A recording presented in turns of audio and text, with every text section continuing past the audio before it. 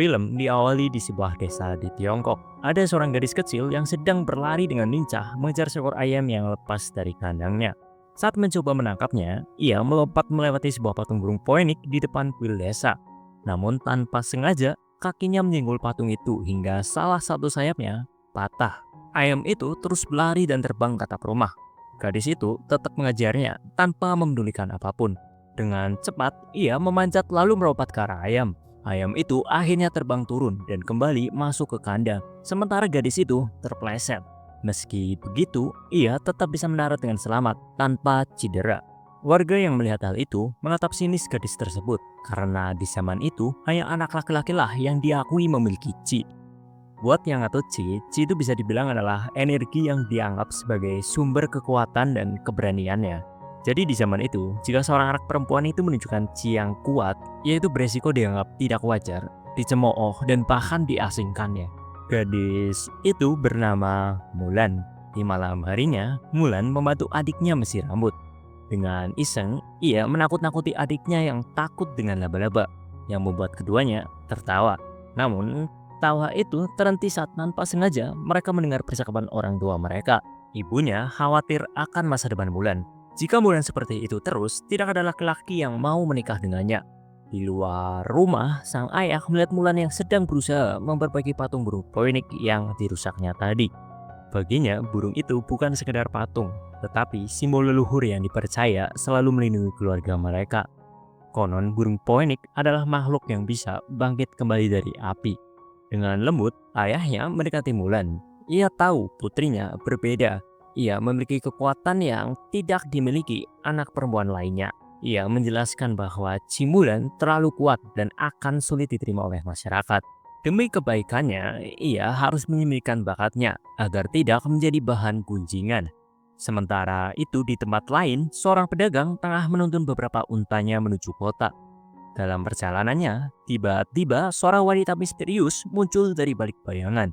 Dengan cepat, ia memasuki tubuh sang pedagang dan mengambil alih raganya. Dengan tubuh barunya, penyihir itu berjalan memasuki kota yang dijaga ketat oleh para prajurit. Dari kejauhan, sekelompok penunggang kuda berbaju hitam mendekat dengan kecepatan tinggi. Para prajurit segera mengenali mereka, yaitu pasukan Roran yang dipimpin oleh Borikan. Saat para penjaga bersiap menyerang, Borikan dengan mudah menangkap anak panah yang ditembakkan ke arahnya. Tanpa ragu, ia dan pasukannya mulai menyerbu kota, memanjat tembok dengan cepat. Dan dari dalam, penyihir yang telah menyamar juga ikut menyerang para penjaga, yang membuat mereka kewalahan. Salah seorang prajurit yang mencoba melawan dengan gagah beraninya akhirnya tertangkap oleh penyihir tersebut. Kabar tentang pasukan Roran di sepanjang jalur sutra akhirnya sampai ke kota kekaisaran. Di dalam istana, para pejabat tinggi menghadap kaisar untuk melaporkan keadaan. Kanselir memberitahu bahwa jalur perdagangan di sana terganggu dan seluruh penduduk di kota yang diserang telah dibantai. Satu-satunya orang yang berhasil selamat dari peristiwa itu adalah seorang prajurit. Dari kesaksiannya, terungkap bahwa pemimpin serangan tersebut adalah Borikan. Kaisar terkejut karena ia yakin bahwa Borikan sudah lama mati dibunuh olehnya. Namun ternyata pelaku sebenarnya adalah putra Borikan yang telah menyatukan banyak suku dan membangkitkan kembali pasukan Roran. Prajurit itu juga mengungkapkan sesuatu yang lebih mengkhawatirkan. Borikan tidak bergerak sendirian.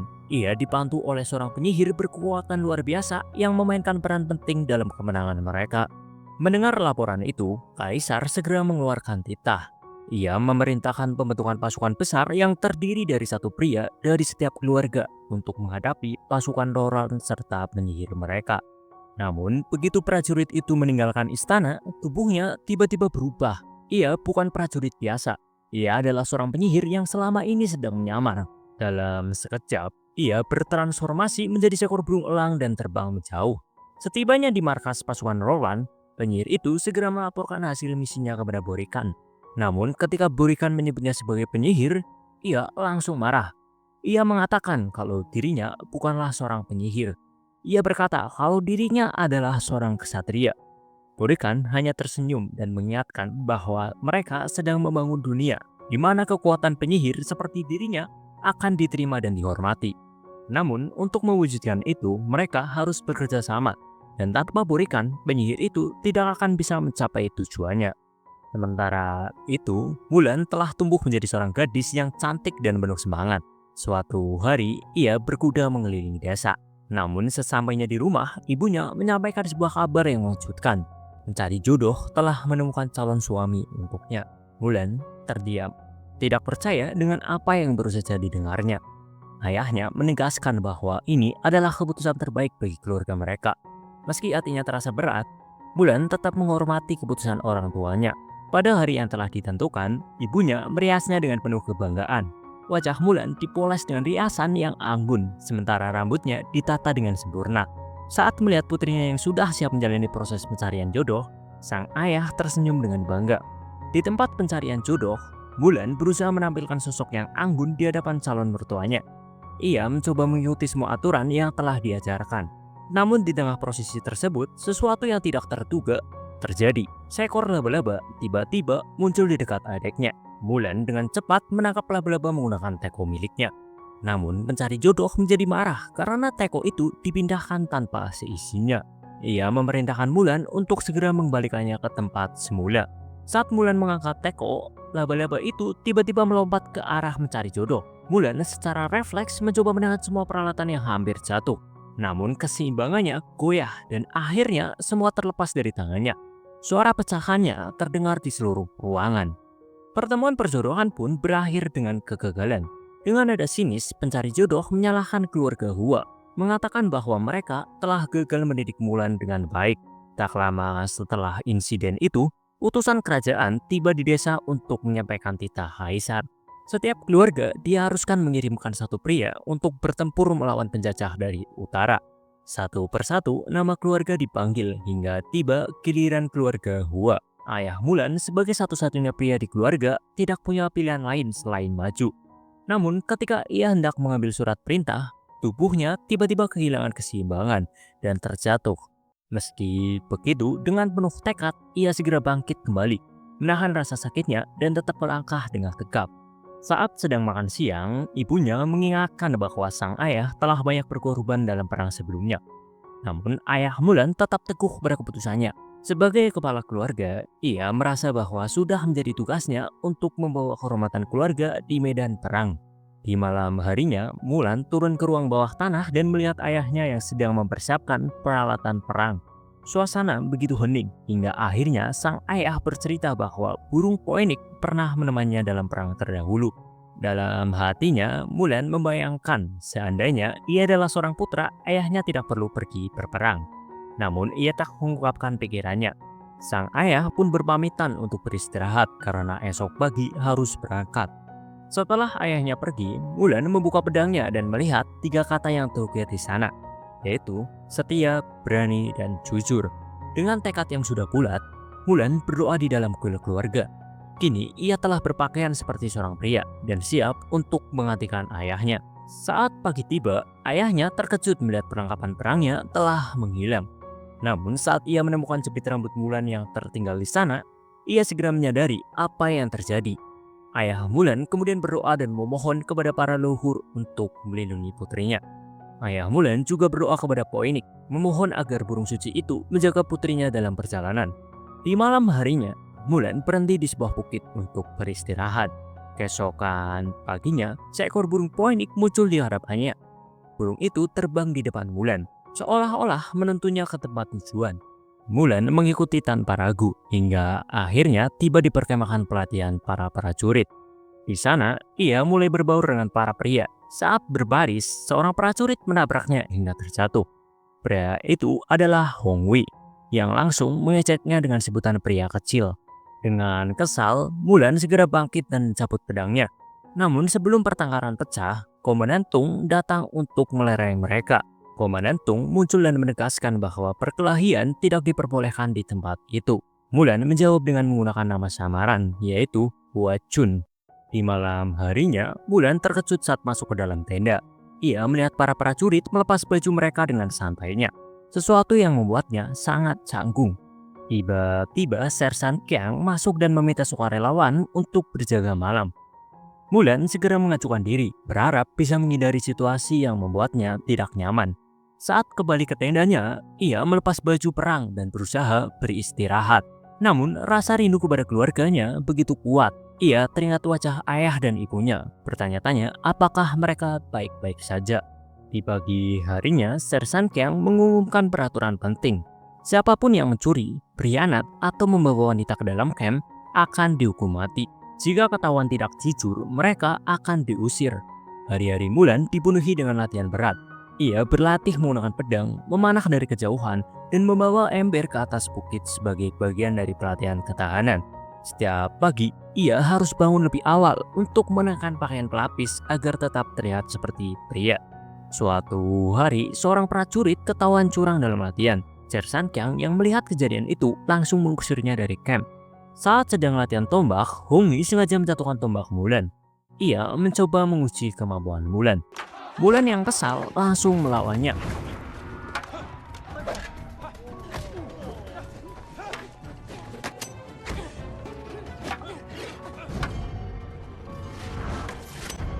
Setelah kejadian itu, Mulan langsung pergi dari sana.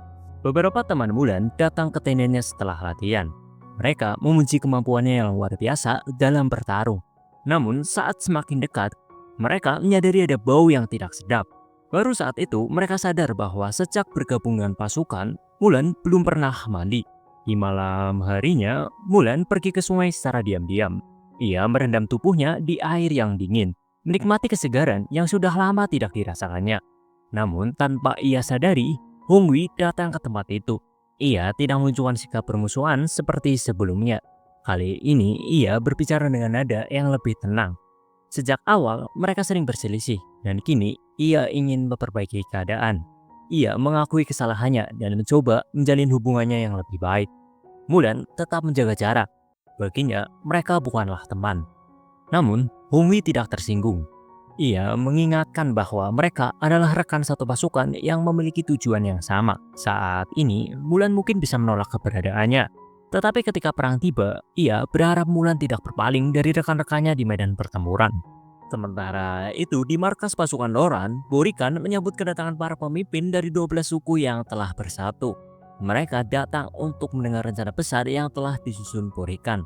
Dengan penuh keyakinan, Borikan menyatakan bahwa kota kekaisaran akan segera jatuh ke tangan mereka. Namun, beberapa pemimpin mulai meragukan keputusannya. Mereka tidak menyukai ketergantungan Borikan pada penyihir yang selalu ada di sisinya. Suasana di dalam tenda sempat menegang, tetapi Borikan dengan tegas memastikan bahwa penyihir itu ada di bawah kendalinya dan melayani kepentingan seluruh pasukan. Ketika ketidakpercayaan mulai mereda, ia menawarkan janji besar, yaitu kekayaan dalam jumlah yang tidak terhingga. Jika itu belum cukup, darah musuh akan menjadi bentuk balas dendam atas tanah mereka yang telah dirampas oleh kekaisaran. Setelah pertemuan selesai, penyihir itu menyampaikan ketidakpuasannya kepada Borikan. Ia merasa hanya diperlakukan sebagai alat tanpa dihargai. Namun, Borikan tidak menunjukkan empati. Ia hanya memberikan perintah untuk bersiap menghadapi pertempuran berikutnya. Cerita berlanjut di camp pelatihan. Sersan Kyang datang menemui Mulan. Ia menyuruh Mulan segera menuju ke tenda Komandan Tung. Saat memasuki ruangan, Mulan berdiri tegak di hadapan Komandan Tung. Tanpa banyak basa-basi, Komandan Tung mengungkapkan bahwa ia merasa ada sesuatu yang dirahasiakan oleh Mulan. Ia kemudian mengenang masa lalu ketika ayah Mulan masih bertugas sebagai seorang prajurit. Kenangan itu masih jelas di benaknya, terutama tentang keberanian dan pengorbanan yang telah dilakukannya. Komandan Tung menatap Mulan dengan penuh tanda tanya. Dengan kekuatan sebesar itu, mengapa Mulan harus menyembunyikannya? Mulan terdiam sejenak, bingung harus menjawab apa. Ia hanya bisa berkata bahwa ia sendiri tidak tahu. Di malam harinya, Mulan pergi ke tepi sungai untuk berlatih sendirian. Ia mengingat kembali semua pelajaran yang telah didapat selama di camp pelatihan. Setiap orang terlahir dengan chi yang berbeda-beda, tetapi hanya mereka yang memiliki tekad yang paling jujur yang bisa benar-benar terhubung dengan kekuatan tersebut. Mulan juga memahami bahwa kekuatan tidak selalu harus dilawan dengan kekuatan. Pasukan Roran memang terkenal kejam dan kuat, tetapi kelemahan mereka bisa dimanfaatkan. Bahkan dengan strategi yang tepat, kerugian bisa diubah menjadi keuntungan. Seperti kata pepatah bahwa 4 ons bisa menggerakkan 1000 pon. Dengan semangat baru, Mulan kembali ke camp sambil membawa ember berisi air menaiki bukit. Ia melangkah dengan mantap melewati teman-temannya satu persatu. Sesampainya di puncak, ia berdiri dengan tenang, menikmati pemandangan yang terbentang luas di hadapannya. Dari kejauhan, teman-temannya yang melihat hal itu hanya bisa terdiam, kagum dengan ketenangan dan ketangguhannya. Sementara itu di tempat lain, pasukan Roran kembali melancarkan serangan ke sebuah kota dengan bantuan penyihir. Pertahanan kota itu runtuh dalam sekejap dan para prajurit kekaisaran dikalahkan tanpa perlawanan berarti. Mendengar kabar penyerangan itu, Komandan Tung diperintahkan untuk bersiap menghadapi pasukan Roran. Seluruh prajurit diminta untuk mengambil sumpah setia kepada 3 pilar kebajikan, yaitu kesetiaan, keberanian, dan kebenaran. Namun ketika tiba saatnya untuk mengucapkan sumpah tentang kebenaran, Mulan terdiam. Kata-kata itu terasa berat baginya. Sore harinya, ia memberanikan diri untuk menemui Komandan Tung di tendanya. Dengan hati yang gelisah, ia mengungkapkan bahwa ada sesuatu yang mengganjal dalam dirinya mengenai 3 pilar kebajikan. Komandan Tung menatapnya sejenak, lalu tersenyum. Ia mengira Mulan takut menghadapi perang dan menurutnya itu adalah tanda kejujuran. Ia berharap suatu hari nanti Mulan bisa menemaninya ke desanya untuk diperkenalkan kepada putrinya. Mendengar hal itu, Mulan langsung berlutut. Baginya itu adalah kehormatan besar. Perjalanan mereka berlanjut, melewati bekas medan perang yang kini hanya menyisakan mayat-mayat berserakan. Tidak ada yang tersisa, keheningan menyelimuti mereka saat melihat pemandangan mengerikan itu.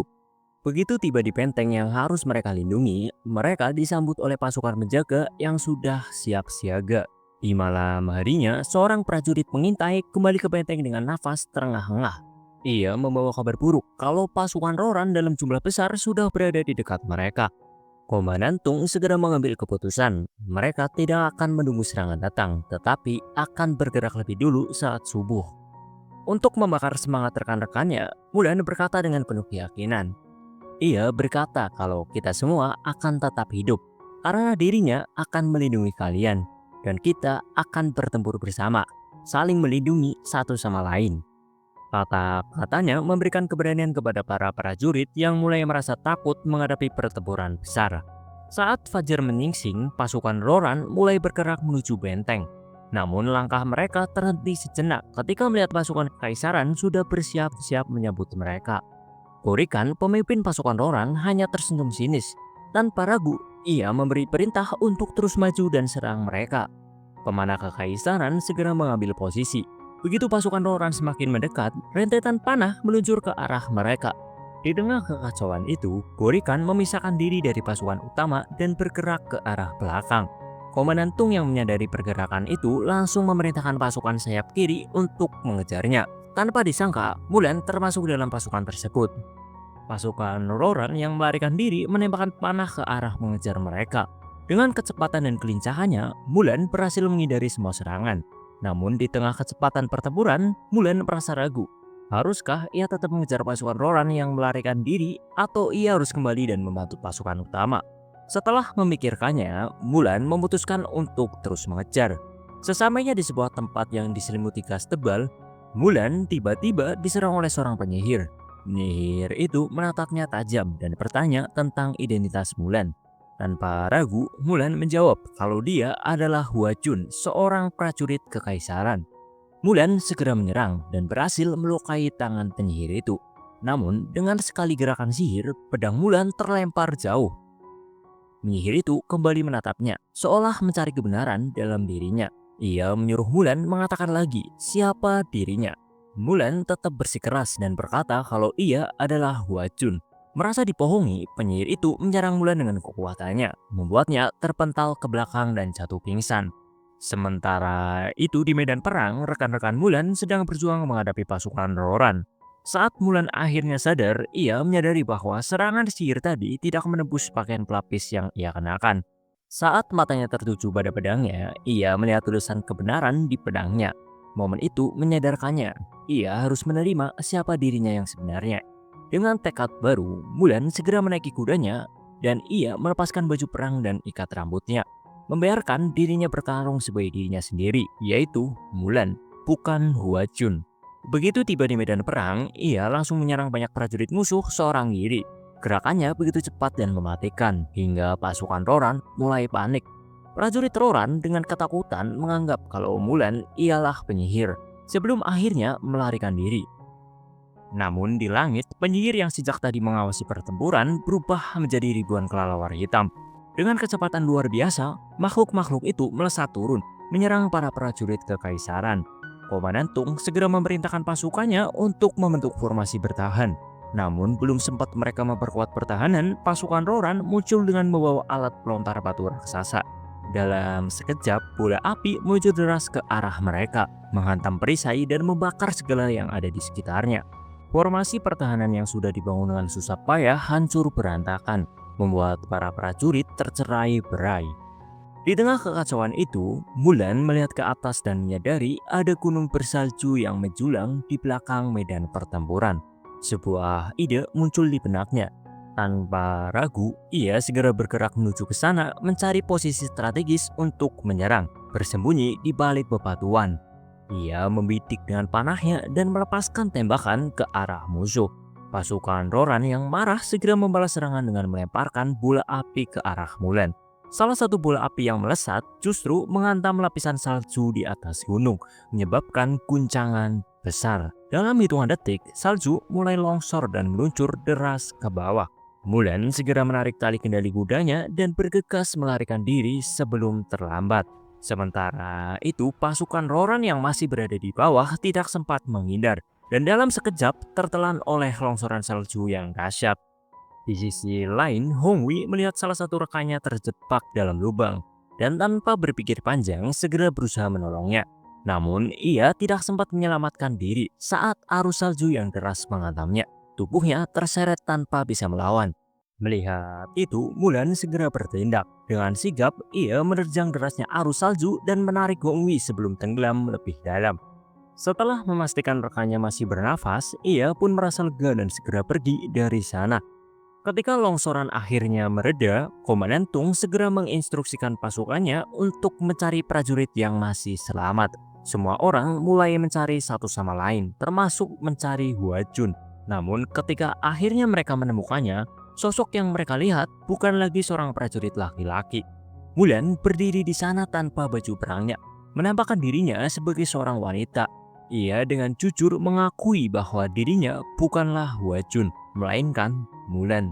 Suasana mendadak menjadi hening. Komandan Tung yang menyadari kenyataan itu tidak bisa menyembunyikan kemarahannya. Menurutnya, Mulan telah menipu pasukan dan membawa aib bagi keluarganya. Tanpa ragu, ia mengusir Mulan dari pasukannya, menganggapnya tidak lagi pantas berada di antara mereka. Mulan berjalan menjauh, mendaki bukit seorang diri. Dengan hati yang hancur, ia menyesali semua yang telah terjadi. Tiba-tiba dari balik bayangan, seorang penyihir muncul di hadapannya. Dengan tatapan tajam, penyihir itu memandang Mulan seolah memahami perasaan yang sedang dialaminya. Baginya, pengkhianatan dan penolakan bukanlah sesuatu yang asing. Dengan kekuatan besar yang dimilikinya, ia pernah mengalami hal yang sama. Dibuang, diasingkan, dan hidup tanpa tempat untuk kembali. Namun, Mulan menyinggung soal pemimpin yang pengecut. Tapi penyihir itu dengan tenang menjelaskan bahwa Borikan tidak lari dari pertempuran. Borikan saat ini sedang berada di kota kekaisaran. Kaisar menjadi target utama dalam serangan yang telah ia susun dengan matang. Mendengar hal itu, Mulan menyadari bahwa ancaman yang sebenarnya belum berakhir. Penyihir itu menawarkan kerjasama. Tapi bagi Mulan, tugasnya sudah jelas, bertarung demi kerajaan dan melindungi kaisar. Mulan memacu kudanya dengan kecepatan penuh, kembali ke benteng untuk menemui Komandan Tung. Napasnya masih terengah, tetapi ia harus segera menyampaikan kabar penting. Sesampainya di hadapan Komandan Tung, ia langsung mengungkapkan rencana Borikan. Musuh itu tidak benar-benar berniat menghancurkan benteng. Serangan sebelumnya hanyalah pengalihan. Sasaran utama mereka adalah kaisar, dan saat ini Borikan sudah jauh di depan, menuju istana tanpa ada satupun pasukan kekaisaran yang bisa menghentikannya. Namun ada satu cara untuk menghentikan mereka. Sebuah pasukan kecil yang terlatih dengan baik bisa mengalahkan musuh jika digunakan dengan strategi yang tepat. 4 ons bisa mengalahkan 1000 pon, ujar Mulan dengan yakin. Bagi Komandan Tung, Mulan tetaplah seorang pembawa aib yang telah menipu pasukan. Eksekusi mungkin menjadi hukuman yang pantas, Namun sebelum ia bisa mengambil keputusan, Hongyi melangkah maju. Dan ia mengatakan jika Komandan Tung dulu bisa percaya pada Hua Chun, mengapa tidak percaya pada Hua Mulan? Satu persatu rekan prajurit mereka pun ikut bersuara. Mereka telah bertempur bersama Mulan. Melihat keberanian dan pengorbanannya, mereka percaya padanya. Meski tindakan Mulan telah mencoreng kehormatan pasukan, kesetiaannya kepada kerajaan dan keberaniannya tidak bisa diragukan lagi. Tanpa membuang waktu, Komandan Tung akhirnya mengambil keputusan. Mereka akan berangkat ke kota kekaisaran. Dengan menunggang kuda, mereka berpacu melintasi jalanan berbatu menuju istana sebelum semuanya terlambat. Sementara itu, di kota kekaisaran, pasukan Roran sudah mulai menyelinap masuk, menguasai titik-titik strategis. Di dalam istana, penyihir memanfaatkan sihirnya untuk mengendalikan kanselir. Dalam wujud kanselir, ia mendekati kaisar dan menyampaikan pesan dari Borikan, yaitu sebuah tantangan duel di istana baru yang sedang dibangun. Kaisar mendengarkan dengan penuh keteguhan. Rakyatnya sudah cukup menderita karena perang ini. Jika ia bisa mengakhiri semuanya dengan tangannya sendiri, maka ia akan melakukannya. Ia memerintahkan para pengawalnya untuk bersiap. Namun tanpa sepengetahuan kaisar, penyihir juga memberikan perintah lain menggunakan namanya. Ia memerintahkan seluruh pasukan penjaga istana untuk berkumpul di alun-alun, menjauhkan mereka dari istana baru yang menjadi lokasi duel. Tak ada yang berani menentang perintah tersebut. Setelah tugasnya selesai, penyihir mengubah wujudnya menjadi kelelawar dan melesat keluar dari istana. Dari kejauhan, Borikan melihatnya dan segera memberi aba-aba kepada pasukannya untuk bersiap. Tak lama kemudian, Mulan dan rombongan tiba di kota kekaisaran. Namun ada sesuatu yang janggal. Tak ada penjaga sama sekali. Kota yang biasanya dipenuhi prajurit terasa terlalu sepi. Mereka terus bergerak menuju alun-alun. Tetapi saat tiba di sana, jebakan sudah menunggu. Dari segala arah, pasukan Roran bermunculan, mengepung mereka. Komandan Tung segera bertindak. Ia memerintahkan para prajurit untuk membuka jalan bagi Mulan. Ia harus segera menemukan kaisar sebelum semuanya terlambat. Di sisi lain, kaisar telah tiba di istana baru. Begitu memasuki bangunan yang masih dalam tahap konstruksi, serangan mendadak menghantamnya. Anak panah melesat dari kegelapan, mengenai para pengawalnya. Satu persatu mereka tumbang. Saat kaisar akhirnya berhadapan langsung dengan Borikan, pasukan Roran dengan cepat menangkapnya. Mereka mengikatnya erat, memastikan tidak ada kesempatan bagi kaisar untuk melawan. Sementara itu, di tengah perjalanan menuju istana, Mulan dan rombongannya bertemu dengan pasukan Roran yang menghadang. Hongyi segera memberi perintah ke Mulan untuk segera menemukan kaisar. Dengan gerakan lincah dan cepat, ia melewati pasukan musuh yang mencoba menghentikannya. Sebelum pergi, Hongyi berteriak untuk segera menutup pintu gerbang dari luar. Saat tiba di dalam, ia langsung memberikan hormat. Namun yang duduk di singgasana bukanlah kaisar, melainkan penyihir. Penyihir itu iri dengan Mulan karena mereka menerima dan menguji keberaniannya, tetapi menolak dirinya. Mulan tahu kalau penyihir ini bukanlah sekedar musuh, tetapi seseorang yang pernah dihianati dan tersakiti. Dengan hati yang tulus, Mulan mencoba membujuknya untuk kembali ke jalan yang benar. Penyihir tersebut kemudian mengubah wujudnya menjadi seekor elang. Ia melesat keluar memberi isyarat agar Mulan mengikutinya. Tanpa ragu, Mulan memanjat atap istana, mengejar burung itu. Di saat yang sama, Borikan sudah bersiap menyalakan api besar. Ia berkata kalau bangunan ini yang dibangun untuk menghormati ayah kaisar, kini akan menjadi tempat kaisar menemui ajalnya. Sebuah pembalasan untuk ayah Borikan. Tiba-tiba penyihir itu muncul di hadapan Borikan. Ia memberitahu kalau ada seorang kesatria wanita yang sedang menuju ke sini. Borikan menoleh dan melihat Mulan di kejauhan. Tanpa berpikir dua kali, ia langsung mengambil pusur dan langsung memanahnya. Namun sebelum anak panah itu mencapai Mulan, penyihir dengan cepat berubah kembali menjadi elang dan menangkis serangan itu. Panah Borikan menembus tubuh penyihir, yang membuatnya jatuh lemah ke pelukan Mulan. Mulan menatapnya dengan sedih. Penyihir yang dulu menjadi ancaman, kini mengorbankan nyawanya untuk menyelamatkannya. Dengan nafas terakhirnya, penyihir itu menatap Mulan, seolah mengatakan bahwa ia telah memilih jalannya sendiri. Dan kali ini ia memilih untuk melakukan hal yang benar. Mulan menatap ke depan. Ia melihat kaisar di atas terikat dengan erat. Sementara Borikan masih bersiap membakar tempat itu. Tanpa membuang waktu, Mulan mencoba naik ke atas. Namun Borikan sudah menyadari kehadirannya. Begitu Mulan mencapai puncak, Borikan muncul dan langsung menyerangnya. Pertarungan sengit pun tak terhindarkan. Mulan berusaha menyerang dengan segala keahliannya, tetapi Borikan jauh lebih kuat. Di tengah pertarungan, pedang Mulan terpental dari genggamannya. Ia hanya bisa menyaksikan senjatanya jatuh ke dalam kobaran api. Borikan pikir pertempuran sudah berakhir. Namun dari atas, kaisar yang masih terikat menyuruh Mulan agar segera bangkit karena kaisar tahu Mulan adalah kesatria wanita yang hebat. Kata-kata itu memberi Mulan kekuatan yang baru. Dengan atau tanpa pedang, ia harus memenangkan pertarungan ini. Mendengar kata-kata kaisar, semangat Mulan kembali bangkit. Ia bersiap menghadapi Borikan sekali lagi. Kemudian Mulan melompat ke atas sebuah balok kayu yang menggantung tinggi. Sementara Borikan dengan cepat mengejarnya. Mereka bertarung sengit di atas balok itu, berusaha saling menjatuhkan. Dengan gerakan cepat, Mulan berhasil merebut senjata Borikan. Tanpa ragu, ia langsung melepas tali yang menahan balok itu, yang membuatnya seketika jatuh. Mulan sendiri bergelantung di sisa tali, sementara Borikan terjatuh ke bawah. Mulan segera berlari menghampiri kaisar untuk melepaskan ikatannya. Ia mengira semuanya sudah berakhir, namun Borikan ternyata masih hidup. Dengan sisa tenaganya, ia menarik busur dan melepaskan panah langsung ke arah kaisar. Di detik-detik terakhir, kaisar dengan sigap menangkap panah itu di udara. Dengan tenang, ia melemparkannya ke atas. Saat panah melayang, Mulan melompat dan menendangnya dengan keras hingga menancap tepat di dada Borikan.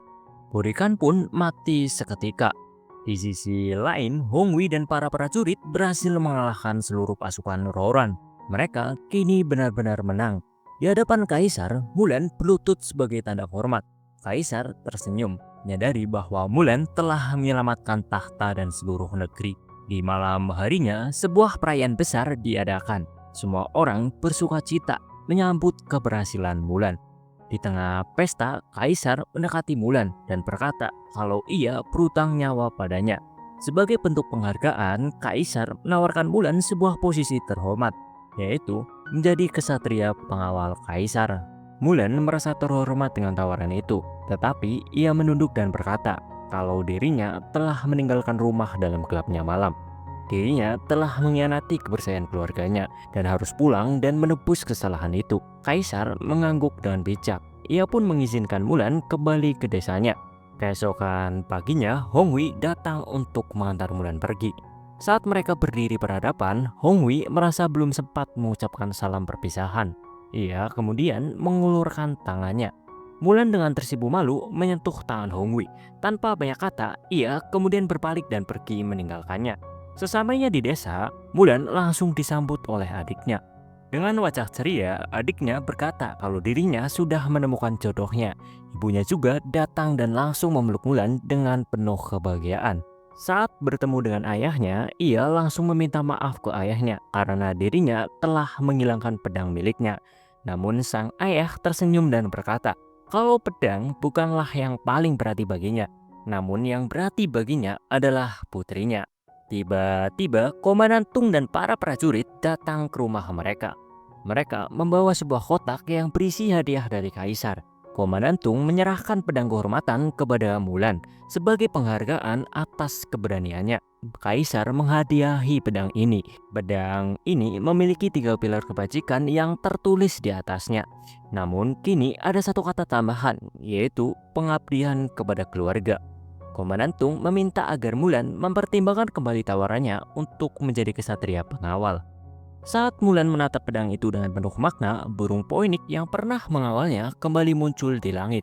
Dan dengan itu, kisah Mulan pun berakhir.